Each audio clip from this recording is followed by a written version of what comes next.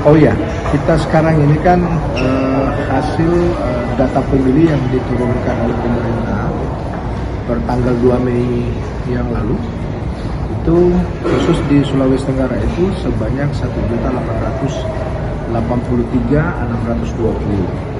orang. Tentu di angka ini ada kenaikan kurang lebih 15.689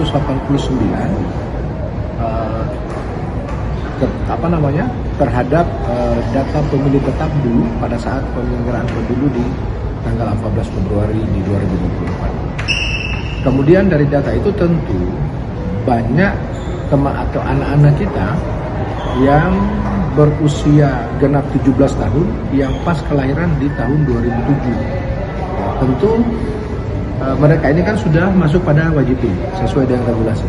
Ya, sekarang strategi kami dari KPU untuk memberikan pendidikan kepada mereka dalam hal bagaimana seorang pemilih dalam hal menyalurkan hak pilihnya untuk memilih gubernur, bupati ataupun wali kota.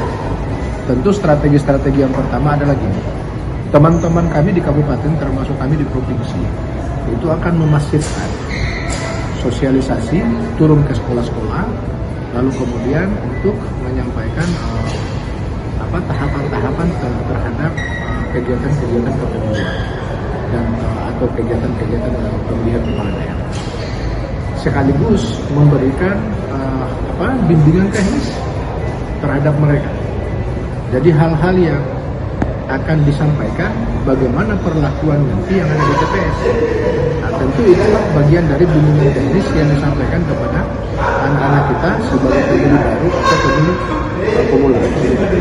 Kemudian yang kedua, tentu hari ini anak-anak kita juga sudah mengarah, sudah bosan untuk bertemu tatap muka dan kemudian mendengarkan ceramah.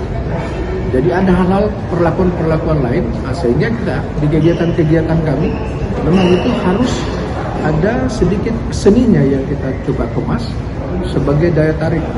Sebagai contoh misalkan kemarin pada saat kami bikin panggung demokrasi yang ada di salah satu tempat perbelanjaan terbesar di Kota Kendari di depan. Itu kita hadirkan, ada musiknya di situ dan kemudian dikemas sedemikian rupa sehingga orang tertarik, mau mendengarkan, mau duduk, mau menonton, mau mendengarkan apa yang disampaikan oleh para pemateri. Karena kalau kita ketemu di satu forum dan kemudian modelnya kaku, tentu juga anak-anak kita juga sangat cepat, tingkat kebosanannya itu cepat untuk mendengarkan informasi tersebut. Nah, sehingga hal-hal yang inilah yang sementara dilakukan oleh KPU Provinsi dan kemudian juga saya harapkan kepada teman-teman kabupaten kota juga melakukan hal yang sama. Karena untuk merangsang keinginan anak-anak kita mau berlama-lama dan mau mendengarkan informasi yang disampaikan oleh narasumber tentang kepemiluan atau tentang pilkada, kalau tidak dikemas dengan hiburan-hiburan sedikit, itu juga pasti sulit kita mengumpulkan dengan jumlah besar oleh anak-anak kita. Seperti itu. Ya, kalau kami di provinsi kan gitu. Di setiap rapat koordinasi itu, di masing-masing kedivisian menyampaikan hal serupa. Misalkan kami di teman-teman teknis kemarin, kita bikin kegiatan rapat koordinasi dengan bersama-sama dengan Bapeda, bersama-sama dengan partai politik beserta pemilu. Tujuannya apa? Dalam hal untuk salah satu syarat di pencalonan tentang visi dan misi. Nah, setelah itu kegiatan itu kita lakukan di provinsi, teman-teman kabupaten kota juga menindaklanjuti dengan kegiatan yang sama. Pesertanya juga harus sama. Karena ini menyangkut tentang syarat calon. Itu sebagai contoh. Nah, sama dengan yang tadi. Kami melakukan rapat koordinasi itu, coba kita masing-masing kegiatan itu kita samakan, kita sinkronkan. Download Tribun X sekarang. Menghadirkan lokal menjadi Indonesia.